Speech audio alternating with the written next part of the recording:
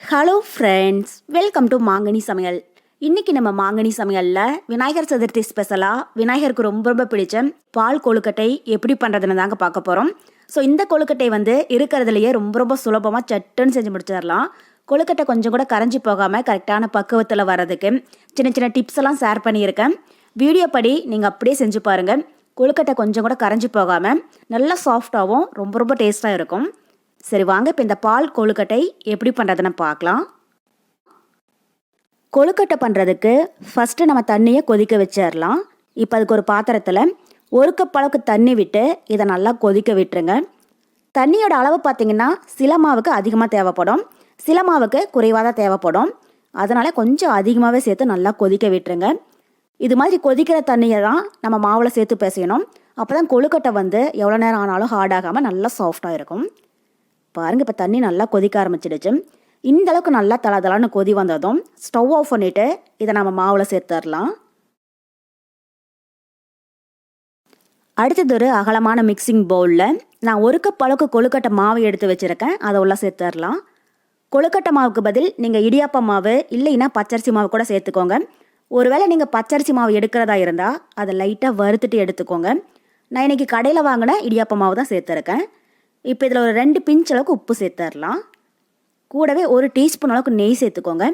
இது மாதிரி நம்ம நெய் சேர்க்குற போது கொழுக்கட்டை நல்லா சாஃப்டாகவும் அதே அளவுக்கு நமக்கு நல்ல மணமாகவும் இருக்கும். அதிகமாக சேர்க்க வேண்டாம், 1 டீஸ்பூன் சேர்த்திங்கன்னா போதும். இப்போ இதில் நம்ம கொதிக்க வச்சுருக்கிற தண்ணியை கொஞ்சம் கொஞ்சமாக சேர்த்து ஒரு கரண்டி வச்சு இதை நல்லா கலந்து விட்டுருங்க. தண்ணி ஃபஸ்ட்டு நிறைய சேர்த்துடக்கூடாது, இது மாதிரி கொஞ்சம் கொஞ்சமாக சேர்த்து கலந்து விடுங்க. மாவு சூடாக இருக்கிறதுனால நம்ம கை வச்சு பிசைய முடியாது. இது மாதிரி கரண்டி வச்சு நல்லா இதை மிக்ஸ் பண்ணிக்கோங்க. ஓரளவுக்கு லைட்டாக ஆறுனதும் நம்ம கை வச்சு பிசைஞ்சிக்கலாம். அதே மாதிரி தண்ணி பார்த்திங்கன்னா நல்லா கொதிச்சிருக்கணும். ஒரு வேளை ஆறிடுச்சு அப்படின்னா கூட திரும்பவும் அதை லைட்டாக சூடுபடுத்திட்டு சேர்த்துக்கோங்க. இப்போ நான் எடுத்துருக்கிற 1 கப் கொழுக்கட்டை மாவுக்கு எனக்கு ஒரு 3/4 கப் அளவுக்கு தண்ணி தேவைப்பட்டுச்சு. நீங்கள் எடுத்துருக்கிற மாவை பொறுத்து தண்ணியோட அளவு மாறுபடும். அதனால் ஃபஸ்ட்டு நிறைய தண்ணியை சேர்க்காம இது மாதிரி கொஞ்சம் கொஞ்சமாக சேர்த்து கலந்தீங்க அப்படின்னா மாவு நமக்கு கரெக்டான பக்குவத்தில் கிடைக்கும். பாருங்கள், இப்போ மாவு ஒன்றா சேர்ந்து வந்திருக்கு. மாவுடைய பதம் பார்த்தீங்க அப்படின்னா ரொம்பவே கெட்டியாக இருக்கக்கூடாது, அதே மாதிரி ரொம்பவே தண்ணியாகவும் இருக்கக்கூடாது. நீங்கள் வீடியோவில் பார்க்குறீங்கள இந்த பதத்தில் இருக்கணும். இப்போ இது சூடாக இருக்கிறதுனால நம்ம உடனே கை வச்சு பிசைய முடியாது. இதை ஒரு மூடி போட்டு மூடி வச்சுடுங்க. இது லைட்டாக ஆறுனதுக்கு அப்புறமா நம்ம கை வச்சு பிசைஞ்சு எடுத்துக்கலாம். இப்போ இது ஓரமாக இருக்கட்டும். இப்போ ஒரு 5 நிமிஷத்துக்கு அப்புறமா மாவு லைட்டாக ஆறி கை பொறுக்கிற சூட்டில் இருக்கு. இப்போ இதை கை வச்சு நல்லா சாஃப்டாக பிசைஞ்சிக்கோங்க. இப்போ இந்த மாவு அந்த சூட்லேயே நல்லா வெந்திருக்கும். ஒருவேளை ரொம்பவே கெட்டியாக இருந்துச்சுன்னா கொஞ்சமாக வெது வெதுப்பான தண்ணி தெளித்து பிசைஞ்சிக்கோங்க. ரொம்பவே இணக்கமாக இருந்தாலும் வரமாவு போட்டு பிசைஞ்சிங்கன்னா சரியாக போயிடும். பாருங்கள், இது மாதிரி கைகளால் நல்லா அழுத்தம் கொடுத்து பிசைஞ்சிக்கோங்க. அப்போ தான் கொழுக்கட்டை நல்லா சாஃப்டாக இருக்கும். பாருங்கள், இப்போ மாவை நல்லா பிசைஞ்சு எடுத்தாச்சு. மாவுடைய பதம் உங்களுக்கு பார்க்குற போதே தெரியும். ரொம்பவே கெட்டியாக இல்லாமல் இந்த அளவுக்கு கொஞ்சம் சாஃப்டாக இருக்கணும். நீங்கள் அதுக்கு தகுந்த மாதிரி பிசைஞ்சுக்கோங்க. இப்போ கொழுக்கட்டைக்கு மாவு தயாராகிடுச்சு. அடுத்தது கையில் கொஞ்சமாக எண்ணெய் இல்லைன்னா நெய் தடவிட்டு இதை கொஞ்சம் கொஞ்சமாக எடுத்து உள்ளங்கையில் வச்சு கொஞ்சம் கூட வெடிப்பு எதுவும் இல்லாமல் உருட்டி எடுத்துக்கோங்க. பாருங்கள், இது மாதிரி ரொம்பவே பெரிய பெரிய உருண்டையாக இல்லாமல் இது மாதிரி சின்ன சின்னதாக உருட்டிக்கோங்க. இந்த கொழுக்கட்டை சேஃப் பார்த்தீங்க அப்படின்னா நம்ம இன்றைக்கி 2 விதமாக செய்யலாம். இது மாதிரி உருண்டையாகவும் உருட்டிக்கலாம், இல்லைன்னா உள்ளங்கையில் கொஞ்சமாக மாவு வச்சு ரோல் மாதிரி உருட்டிக்கோங்க. பாருங்கள், இது மாதிரி 2மே ரொம்பவே ஈஸியாக இருக்கும். இப்போ இதே மாதிரி மீதி இருக்கிற எல்லா மாவையுமே உருட்டி எடுத்துக்கோங்க. பாருங்கள், இப்போ மாவு எல்லாத்தையுமே இது மாதிரி சின்ன சின்னதாக உருண்டை பிடிச்சி எடுத்து வச்சுருக்கேன். இப்போ நம்ம எடுத்துருக்கிற 1 கப் கொழுக்கட்டை மாவுக்கு நமக்கு இந்த அளவுக்கு கொழுக்கட்டைகள் கிடச்சிருக்கு. இப்போ இது ஒரு மூடி போட்டு மூடி வச்சிடலாம். இப்போ அடுத்தது நம்ம கொழுக்கட்டை பண்ணுறதுக்கு தண்ணியை கொதிக்க வச்சிடலாம். இப்போ அதுக்கு ஒரு அடிகனமான கடாயில் 5 கப் அளவுக்கு தண்ணி விட்டு இதை நல்லா கொதிக்க விட்டுருங்க. ஸோ நீங்கள் எந்த கப்பில் கொழுக்கட்டை மாவு அளந்து எடுத்தீங்களோ அதே கப்பில் 1 கப் கொழுக்கட்டை மாவுக்கு 5 கப் அளவுக்கு தண்ணி சேர்த்துக்கோங்க. அப்போ தான் இது வெந்து வரும்போது தண்ணியோட அளவு சரியாக இருக்கும். பாருங்கள், இப்போ தண்ணி நல்லா கொதிக்க ஆரம்பிச்சிடுச்சு. இந்த அளவுக்கு நல்லா கொதி வந்ததுக்கப்புறமா நம்ம உருண்டை பிடிச்சி வச்சுக்கிற கொழுக்கட்டைகளை உள்ளே சேர்த்துடலாம். தண்ணி இது மாதிரி நல்லா கொதி வந்ததுக்கப்புறமா தான் கொழுக்கட்டையை உள்ளே சேர்க்கணும். அப்போ தான் இது கரைஞ்சி போகாமல் நல்லா வெந்து வரும்.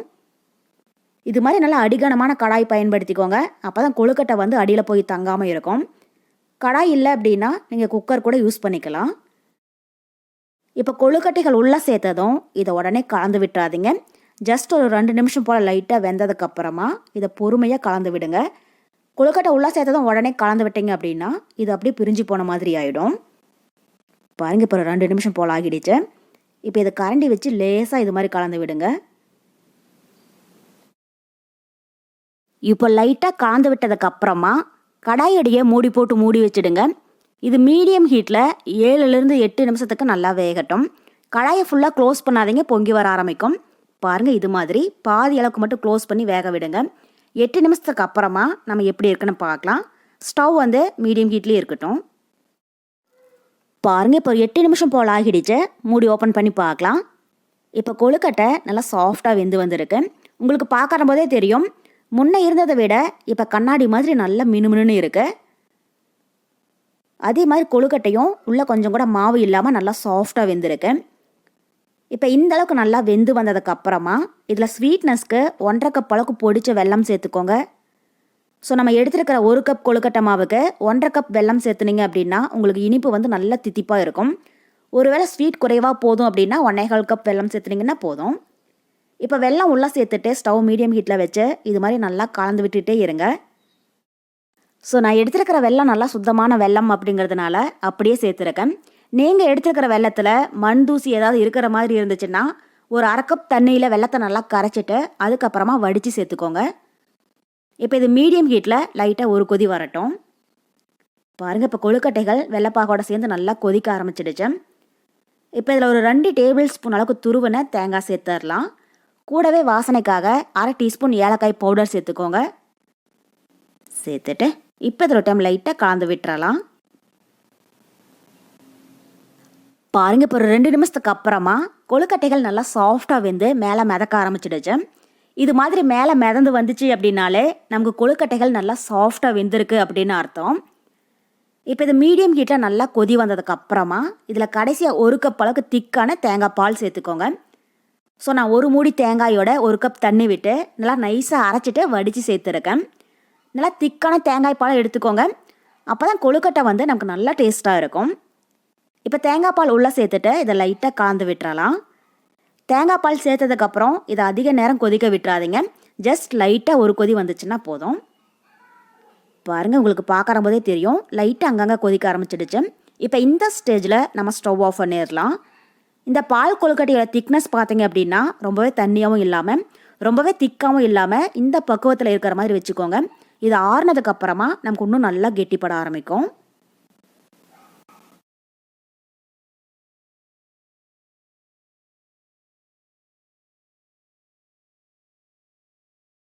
அவ்வளோதான். இப்போ நம்ம பால் கொழுக்கட்டை ரொம்ப ரொம்ப சூப்பராக தயாராகிடுச்சு. ஸோ கண்டிப்பாக நீங்களும் இதே மெத்தடில் செஞ்சு பார்த்துட்டு எப்படி இருக்குன்னு மறக்காமல் கமெண்ட் பாக்ஸில் சொல்லுங்கள். என்னுடைய இந்த ரெசிபி வீடியோ உங்களுக்கு பிடிச்சிருந்தா லைக் பண்ணுங்கள். உங்கள் ஃப்ரெண்ட்ஸ் அண்ட் ரிலேட்டிவ்ஸ் கூட நிறைய ஷேர் பண்ணுங்கள். மறக்காமல் மாங்கனி சமையலுக்கு சப்ஸ்கிரைப் பண்ணுங்கள். நன்றி.